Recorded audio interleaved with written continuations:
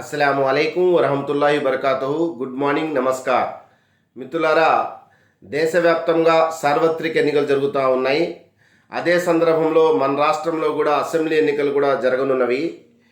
ఇలాంటి తరుణంలో ఆంధ్ర రాష్ట్రంలో ఉన్నటువంటి ముస్లిం సమాజంలో ఒక చర్చ జరుగుతూ ఉంది.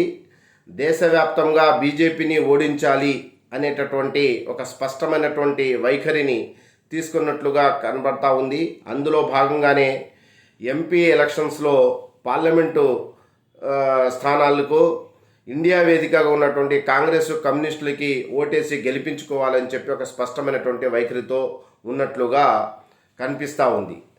అదే సందర్భంలో రాష్ట్రానికి విషయానికి వస్తే ఈ రాష్ట్రంలో ఉన్నటువంటి వైసీపీ, టీడీపీ రెండు కూడా బీజేపీతో ప్రత్యక్షంగా కానీ పరోక్షంగా కానీ కలిసి ఉన్నారు, అంటకాగుతున్నారు అని చెప్పి యావత్ ముస్లిం సమాజమే కాదు మొత్తం రాష్ట్రం కూడా నమ్ముతా ఉన్నటువంటి పరిస్థితి గత అనుభవాలు చూసిన తర్వాత.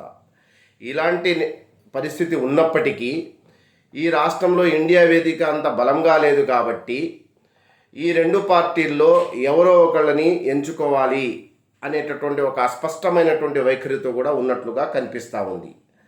నేను చెప్పదలుచుకుంది ఏంటంటే, ఒకసారి మనం బీజేపీతో వీళ్ళిద్దరూ ప్రత్యక్షంగా కానీ పరోక్షంగా కానీ అంటకాగుతున్నారు అని చెప్పి మనకు ఆ స్పష్టత ఉన్నప్పుడు ఇద్దరు దుర్మార్గుల్ని తూకమేసి ఎవడు పెద్ద దొంగ ఎవడు చిన్న దొంగ అని చెప్పి ఆలోచన చేసి ఓటేయడం కంటే కూడా ఈ రాష్ట్రంలో ఉన్నటువంటి రెండు ప్రధాన రాజకీయ పార్టీలకు ఆంధ్ర రాష్ట్రంలో ఉన్నటువంటి ముస్లిం ప్రజానీకం మొత్తం కూడా మనకు ద్రోహిగా ఉన్నటువంటి బీజేపీ పార్టీ ఏదైతే ఉందో దానికి మీరు గనక జత కడితే ఎట్టి పరిస్థితుల్లో మేము క్షమించము అనేటటువంటి ఒక స్పష్టమైనటువంటి సంకేతం ఇవ్వాల్సినటువంటి అవసరం ఉంది.